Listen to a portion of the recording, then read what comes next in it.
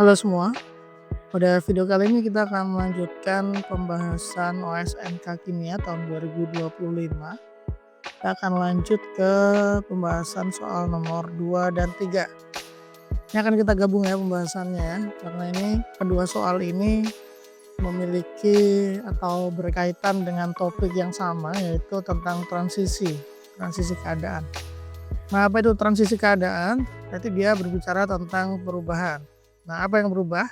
Perubahan keadaan suatu molekul yang diakibatkan oleh penyerapan atau pelepasan gelombang elektromagnetik.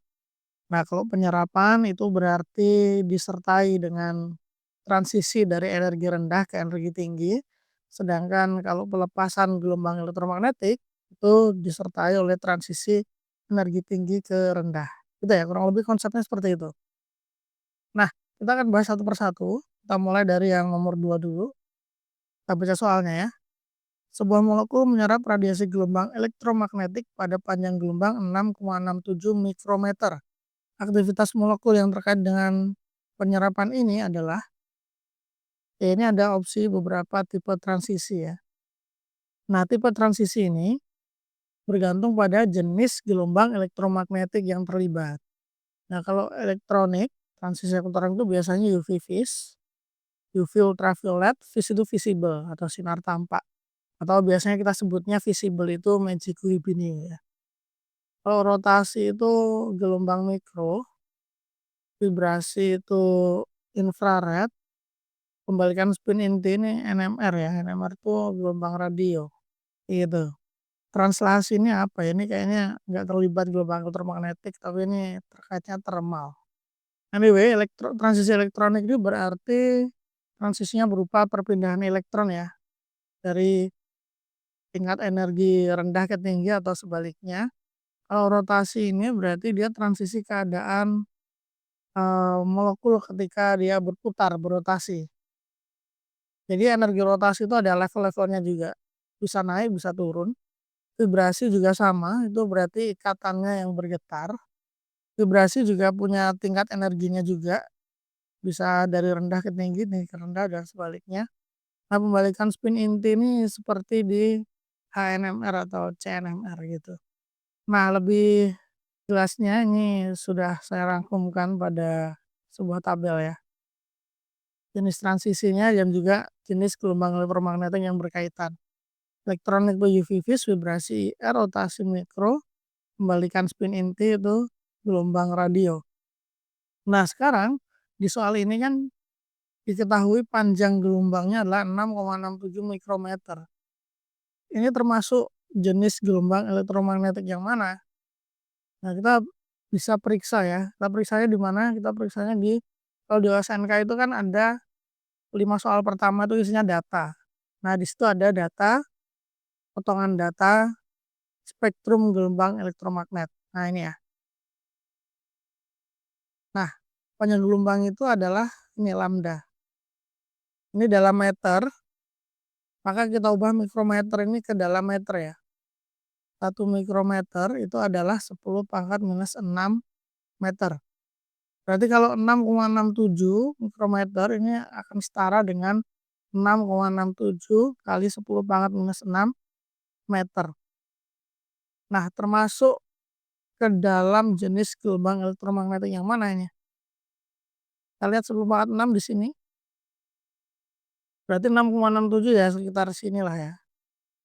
Nah, rentangnya sekitar sini. Nah, dia termasuk IR. Nah, kalau IR inframerah berarti transisi yang terlibat adalah transisi vibrasi molekul. Yang C jawabannya ya. Gitu. Nah, untuk panjang gelombang ini teman-teman tidak perlu menghafal, yang perlu dihafal adalah yang di tabel ini ya. Karena panjang gelombang ini, spektrum gelombang elektromagnet harusnya ada disediakan pada paket soal. Nah, mungkin ini untuk nomor 2. Kita lanjut aja ke nomor 3 ya. Suatu sampel senyawa dianalisis menggunakan spektroskopi UV vis. Diketahui bahwa serapan maksimum atau lambda max terjadi pada panjang gelombang 280 nanometer. Transisi elektronik manakah yang paling mungkin bertanggung jawab atas serapan ini? Nah, kalau nomor 2 tadi, jenis-jenis transisi secara umum, Kalau ini udah fokus ke transisi elektronik ya. Ini opsi jawabannya ini apa nih maksudnya nih? Sigma, tanda panah sigma bintang maksudnya apa gitu ya? Mungkin bagi teman-teman beberapa atau bahkan sebagian besar asing ya dengan simbol-simbol ini ya. Ini ada simbol-simbol keadaan elektron dalam molekul atau kita bisa sebutnya orbital molekul ya. Sigma itu artinya elektron yang berada atau yang berkaitan dengan ikatan sigma, kalau Pi berarti elektron yang dalam molekulnya itu membentuk ikatan Pi. Kalau N itu kepanjangan dari non bonding. Jadi dia elektron yang tidak terlibat pada ikatan atau kita sering sebutnya PEB, pasangan elektron bebas.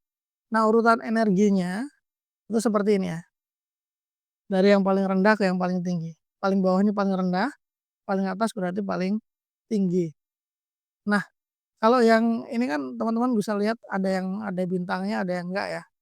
Kalau yang enggak ada bintangnya itu adalah orbital bonding, orbital yang membentuk ikatan. Kecuali N itu non bonding. Nah, kalau yang ada bintangnya itu yang anti bonding. Artinya apa? Artinya kalau elektron mengisi orbital anti bonding, maka ikatan yang terbentuk makin tidak stabil atau bisa jadi semakin lemah ikatannya gitu, atau bahkan terputus ikatannya. Nah, kurang lebih seperti ini ya. Nah, kalau transisinya dari energi rendah ke energi tinggi, ini disertai dengan penyerapan gelombang elektromagnetik. Dalam hal ini, gelombang elektromagnetiknya adalah UV phase. Nah, UV phase pun ternyata ada rentang-rentangnya lagi ya, untuk karakteristik transisinya. Ini sudah saya ringkaskan dalam bentuk tabel, ya. Jenis transisi sigma ke sigma bintang itu pada umumnya rentang panjang gelombangnya kurang dari 150 nanometer. Terjadi di mana? Di ikatan tunggal ya.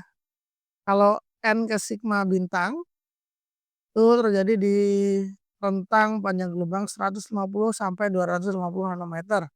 Terjadi di mana? Terjadi di atom yang ada PeB-nya, contohnya atom O di ether, atom O di alkohol, atau di halida gitu. Sementara yang selanjutnya Pi ke Pi bintang berarti yang harus ada ikatan rangkapnya. CC rangkap, CO rangkap, aromatik gitu kan. Ini rentangnya 180 sampai 300 nanometer. Nah, yang terakhir dari N ke Pi bintang non bonding ke Pi anti bonding itu rentang gelombangnya 270 sampai 330 nanometer. Contohnya di mana? Di karbonil CO, CO rangkap. Jadi dia punya PeB di O dan punya ikatan Pi.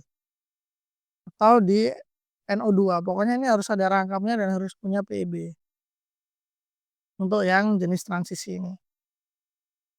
Nah, sekarang di soal ini tidak disebutkan gugus fungsinya apa ya, cuman dibilangnya aja panjang gelombang yang berkaitan itu adalah 280 nanometer. Kalau 280 nanometer kita lihat di tabel ini, yang masuk adalah ada dua ya, Pi ke Pi bintang atau N ke Pi bintang. Berarti jawabannya adalah ada dua jawaban ya sebenarnya ya, B atau D. Nah, tapi kalau misalnya harus memilih satu, kita pilih saja rentang yang paling sempit mendekati 280.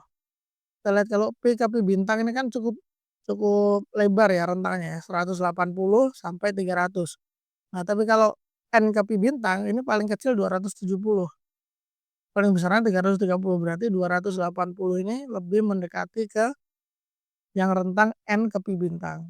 So, kalau misalkan harus memilih satu, pilih aja yang D, begitu.